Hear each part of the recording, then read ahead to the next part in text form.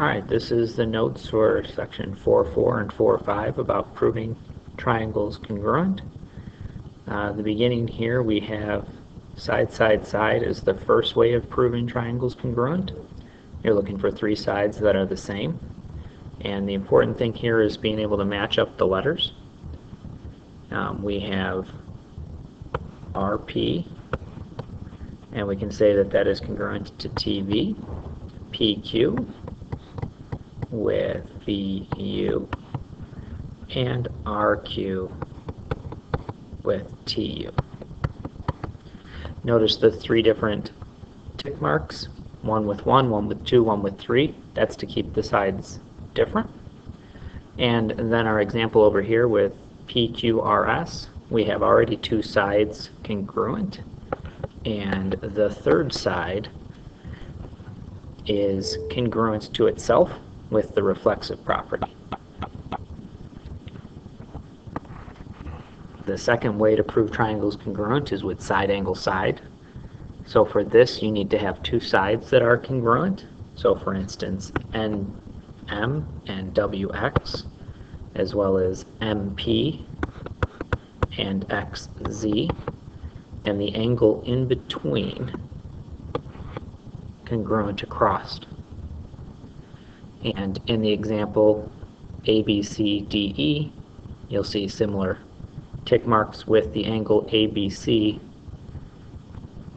congruent to DECE with the vertical angles. Next we have angle side angle. So for this we need to have two angles and then the side in between the angles congruent. So if we mark this angle D congruent to B and E congruent to C, then we have the side in between them congruent. That would make the triangles congruent. Just like with the sides for angles, we can use two arcs to show that those two angles are congruent, but also not congruent to D or B. In the example, the UZWX, then here what we are looking for is having a side in between those two angles. Okay, with the parallel lines congruent, we would have alternate interior angles here, as well as here. And once again, we have the reflexive property, that line that shares. The last way on this page is angle, angle side.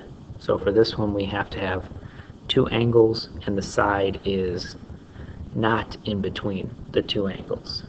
So if we have C and T congruent, A and S congruent, then we'd be looking for the side after those two. In our example on the right, if we are using vertical angles, we once again have angle, angle, side on both.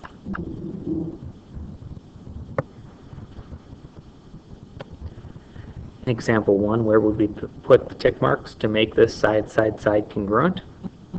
We have two sides already marked with 1 and 2. That makes the last side the side that needs to be marked. And for example 2, we're looking to make side angle side. I have two sides marked in each, so we're missing the angle, and since the angle comes in between the two sides, we'd want to mark FHG and JHK congruent. In example 3, we're looking for angle, angle side. So here we have an angle and a side, so we need to have an angle come before and not on the other side of this side. So that would mean we would want to have angle 1 and 3, so that we get angle, angle, side. If we chose 2 and 4, we would have angle side angle, which is not correct. Example 4 is looking for angle side angle, so this is where we'd want to put our congruency on 2 and 4, so that we end up with angle side angle. Example 5, we're looking for side angle side. In this one we already have a side and an angle. So what we need to do is place on the opposite side of the angle. We do not want to use the middle because that would give us side-side angle, which is not a way of proving triangles congruent. Example 6, we're looking for side-side-side. Here we do have an angle marked, but we're not going to use it. In order to make it side-side-side, I'd need to mark those sides congruent to one another, and then with the reflexive property, that center line would be congruent to itself, making side-side-side.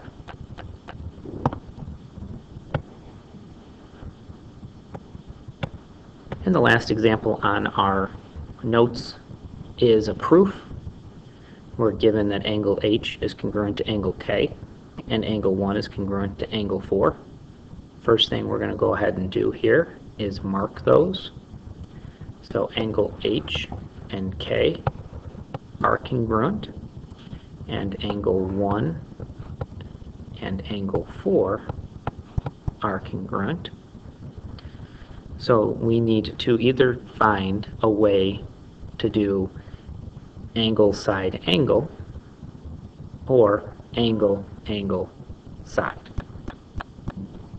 I don't have any information about HJ being congruent to KL, so I can't use angle side angle.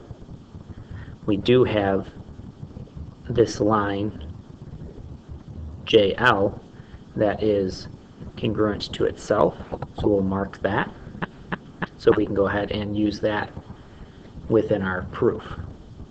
The first thing in the proof to do is to write down our givens.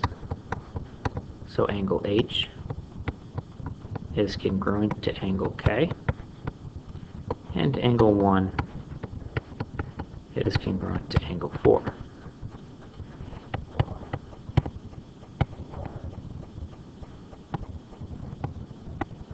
Both of those are given. The last thing we want to write down in our proof is what we're trying to prove. So in this case, triangle HJL congruent to triangle KLJ.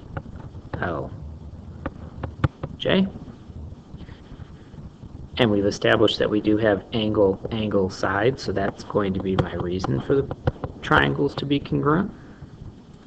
But what we need to come up with is, again, the statement for this side being congruent to itself.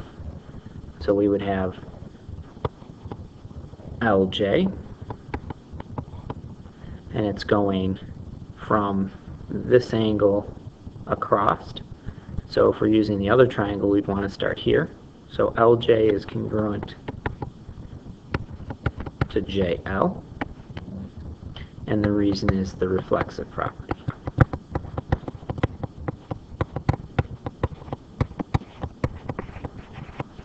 And that concludes the notes for 4.4 and 4.5, proving triangles congruent.